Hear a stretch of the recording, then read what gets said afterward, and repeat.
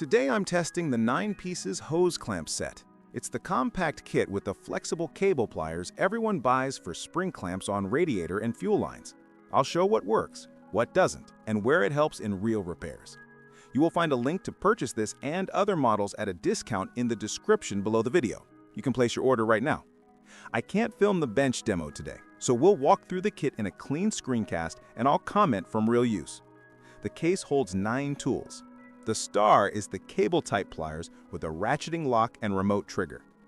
Did you know that the best discounts on Amazon last only a few hours? That's why I launched 2 channels where I publish the highest discounts on Amazon products in real time every day. Follow the link in the description and subscribe to our Threads and Telegram channels right now to consistently save money on your everyday purchases. The cable lets you squeeze a clamp that sits deep under the intake or behind the fan shroud. The jaws are notched to catch the ears of flat band and wire spring clamps. The lock keeps pressure so you can twist the hose free with both hands. There are also angled and straight jaw pliers with swivel pads for regular spring clamps, small pliers for vacuum and heater lines, and a tool shaped for CLI-CR style clamps. The variety matters because not all clamps are the same width or spring style. Build quality is mid-range. The cable housing is reasonably smooth and the trigger return is firm out of the box. On my set, the ratchet clicks positively and doesn't slip if the jaws are seated squarely. The swivel pads on the fixed pliers rotate to sit flat on the clamp tabs, which reduces marring and keeps grip consistent. The handles are dipped, not over-molded, so they're easy to wipe, but not as cushioned as premium brands. The case is thin plastic with friction latches. It keeps tools sorted, but won't love being stepped on. Let's talk fit and clamp types. On flat band spring clamps, you get the best results by aligning each jaw groove with each tab and closing steadily. On wire clamps, seat the grooves on the wire and avoid partial bites. For CLI-CR, use the dedicated opener to release the latch instead of brute force. That saves the clamp for reuse. For worm drive screw clamps, these pliers add no value beyond holding tension while you back the screw off. Access is where the cable tool earns its keep. In a transverse engine, the lower radiator hose is buried behind the fans and frame rail. The cable reaches it without pulling the shroud. On heater core stubs near the firewall, the remote trigger sits above the engine while the jaws work low and out of sight. On turbo vacuum lines and PCV hoses, the small pliers get around tight bends without crushing the hose. There are limits.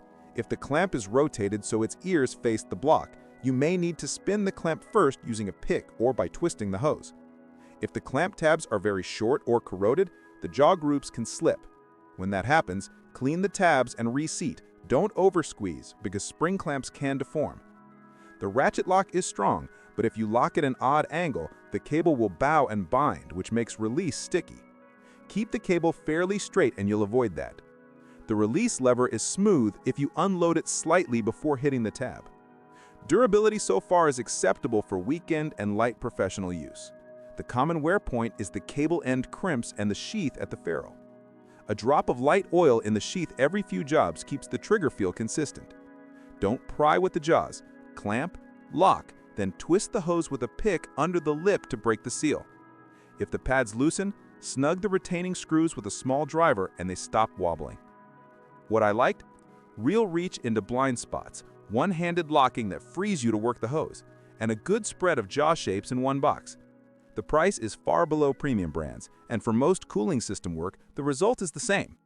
The cable length is long enough for most engine bays without feeling floppy. The swivel pads are gentle on coated clamps and don't chew them up. What I don't like? Handle coating is thin, the case hinges feel brittle, and the cable jacket can fray if you kink it hard. On the smallest miniature clamps, the big cable jaws feel clumsy. Use the small pliers there. On oversized truck clamps, the jaw opening is just enough. You may need to reposition to get full compression. If you only service one vehicle a year, this is overkill. If you do hoses regularly, it pays for itself in time saved and fewer scraped knuckles. Who should buy? DIYers working on coolant hoses, heater lines, and vacuum hoses will benefit most. Mobile techs who need a second set as a loaner will find it good value.